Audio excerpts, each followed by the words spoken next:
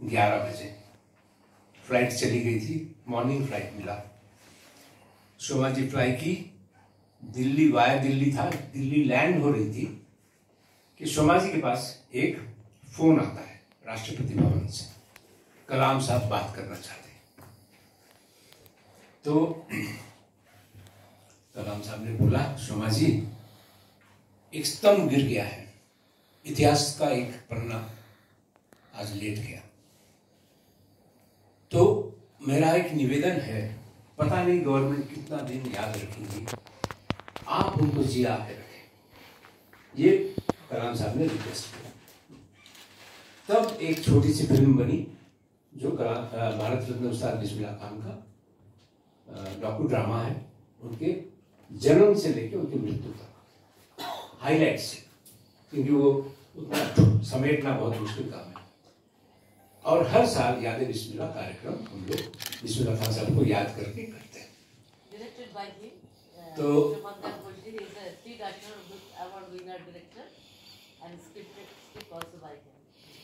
तो we will start with the film. Hemant Sharma ji का हम लोग इंतजार करेंगे, जैसे ही आप लोग बोलेंगे तो हम फिल्म बंद कर सकते हैं, ऐसा कुछ नहीं।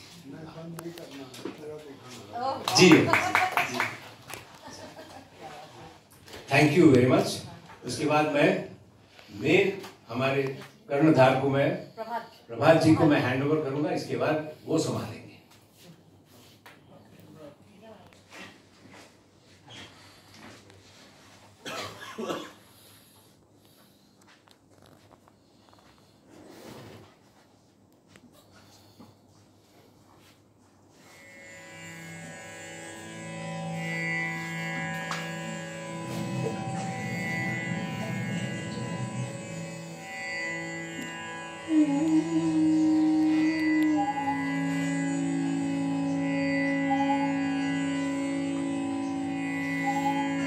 बिहार की शाही रियासत डुमरांव के गांव खारा में 21 मार्च 1916 को जिस बच्चे ने आंखें खोलकर पहली बार इस दुनिया को देखा, उसके दादा ने पहली नजर में उसे देखते ही कहा, बिस्मिल्लाह।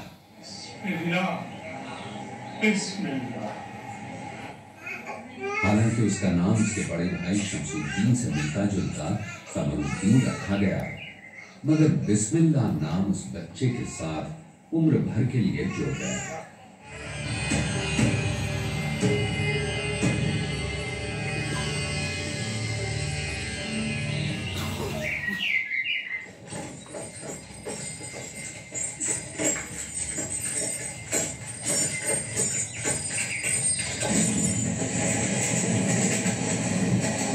उम्र का तीसरा साल था जब वो बच्चा ईद करने अपने मामू के यहाँ काशी बनारस गया। खानदान को क्या पता था कि किस्मत किस तरफ करवट लेने वाली है।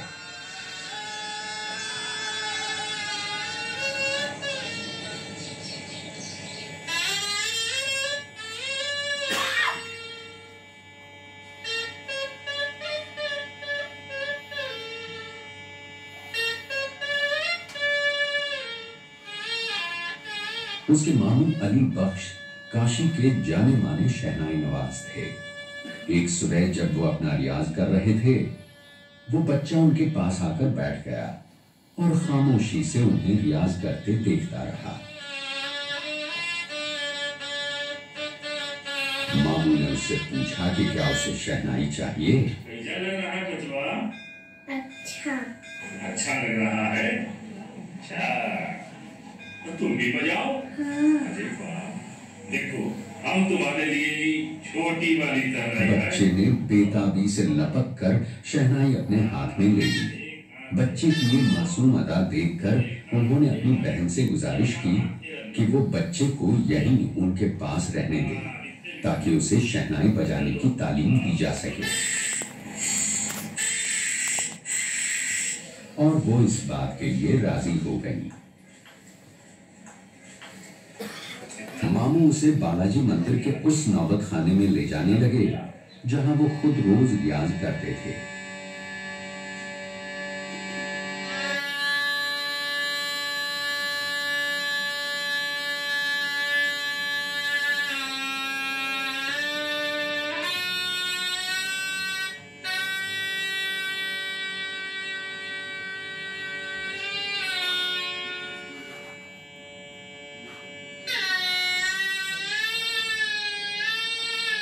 वो घंटों रियाज करते रहे और बच्चा चुपचाप टकटकी लगाए उन्हें देखता रहा।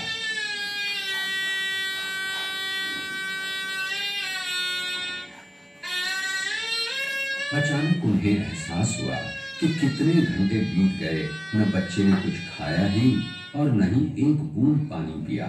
अरे बचिया, तो अभी तक चुपचाप बैठा है। अरे हमने तो ध्यान ही नहीं दिया। अरे तो भूख लगी होगी ना। देख, चल चल घर चलते हैं बेटा, और खाते हैं कुछ। चला जा। वो उसे फौरन गोद में लेकर वापस घर लौटे और प्यार से पीने के लिए दूध और खाने के लिए मिठाइयाँ दी। बैठो, शाबाश। अभी हम तुमको वाह भाई वाह, ये है तुम्हारा दूध। दूध पियो। वाह भाई वाह, ये बिटवा तो बहुत अच्छा है। वाह, देखो तुम्हारी मूछ बन गई है। और पियो, लो। अरे पियो पियो, पियोगे नहीं तो रियाज कैसे चलेगा, कैसे तानाई बजाओगे? बहुत दम लगता है ना। लो मिठाई खाओ थोड़ी सी। बहुत राजा बेटा है। दूसरे बच्चों की तरह बिस्मिल्लाह को भी स्कूल भेजा गया, लेकिन वो स्कूल से भागकर मामू के पास चला आता और उनकी शहनाई सुना करता। उसके मामू भी उस पर नाराज नहीं होते, उसे डांटे फटकारे बिना बड़ी चाह से अपने पास आने और बैठने देते।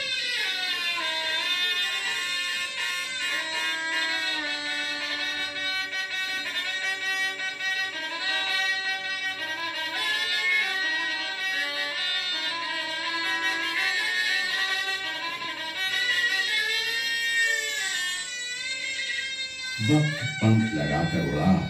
अब वो छोटा बच्चा नहीं रहा था, बड़ा लड़का बन चुका था और अली बख्श की शागिर्दी में जल्द ही वो बड़ी खूबी और महारत से शहनाई बजाने लगा।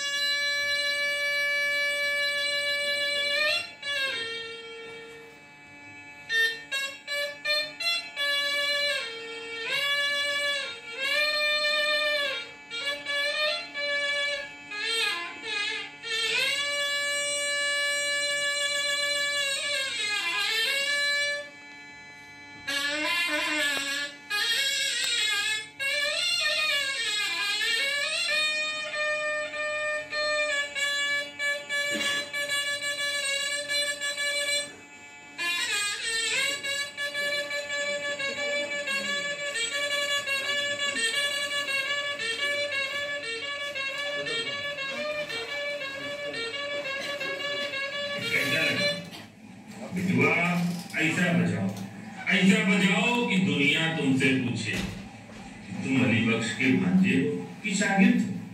तुमको ना कहना पड़े कि अली बख्श के भांजे हैं कि शागिर्द।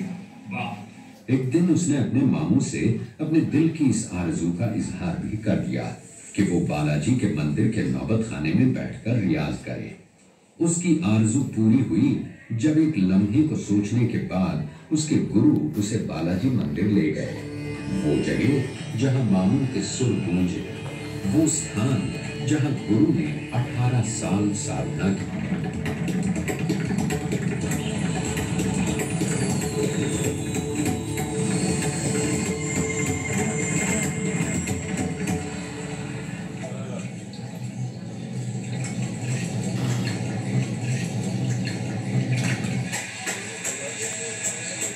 जियत हो बेटा, जियत हो।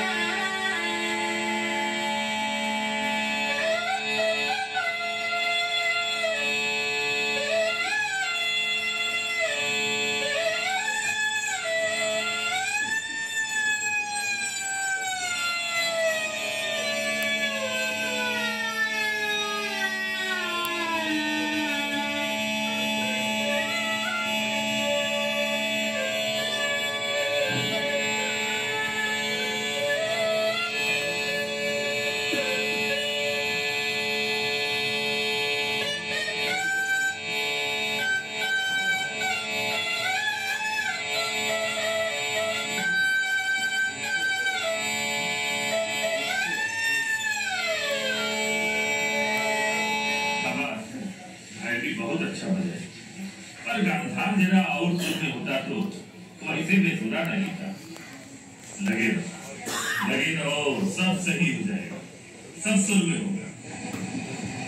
उसे एक बार जब ये मौका मिला तो वो अपने दादा के पास डुमराव वापस लौटा और अपने नए हासिल किए हुए हुनर को दादा के सामने पेश किया। क्या बात है,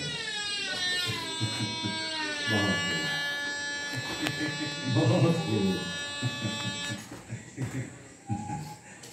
जियो मेरे लाल, जियो।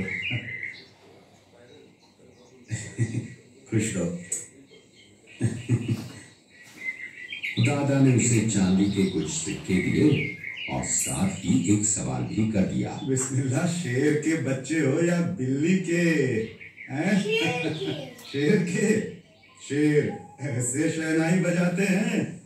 लाओ शहनाई मुझे दो जरा। हाँ, ये लो।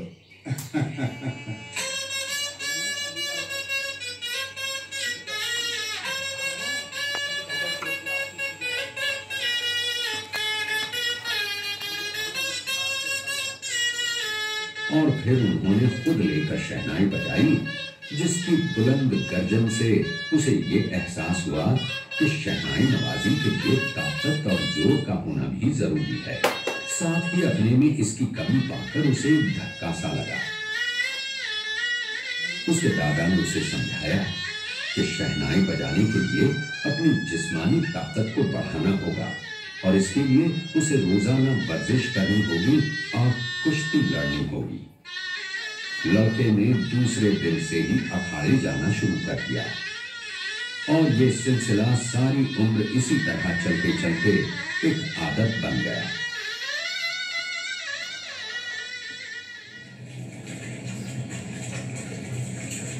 वहां से वापसी पर वो सवालात के दोराहे पर खड़ा था कि शहनाई बजाने में वो किसका अंदाज अपनाए, अपने दादा का या अपने मामू का जो उसके गुरु भी थे।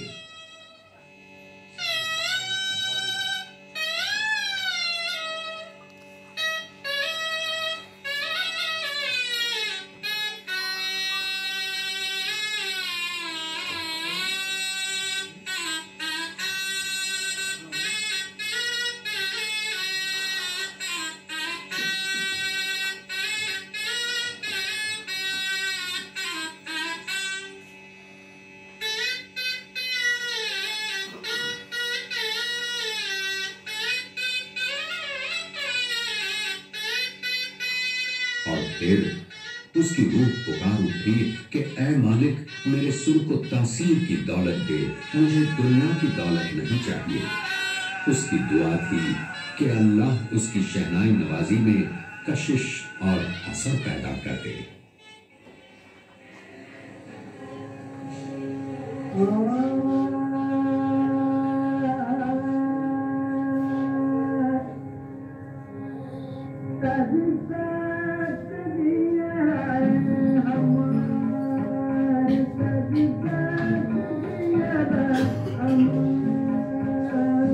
संगीत की प्यास उसने इस हद तक बढ़ी कि वो दाल मंडी जाने लगा, जहां रसूलन बाई, सिद्धेश्वरी देवी, बड़ी मोती, जानकी बाई, छप्पन छुरी जैसी फनकाराओं से उसे गायकी और संगीत का निराला रस मिलता था।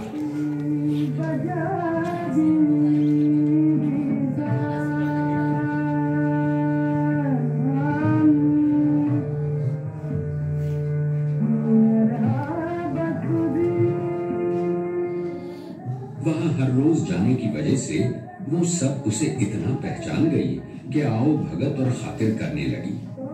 उसे खाने के लिए लड्डू और मिठाइयां देने लगी।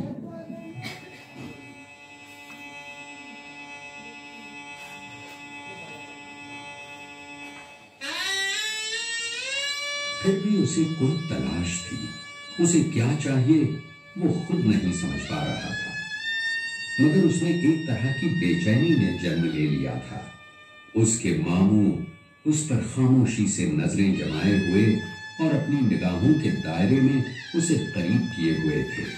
उसकी हालत समझने के लिए वो उसे चुपचाप सुना और देखा करते। धीरे धीरे उसके रियाज में पक्कापन आया और उसका अपना एक अंदाज उभर कर सामने आया।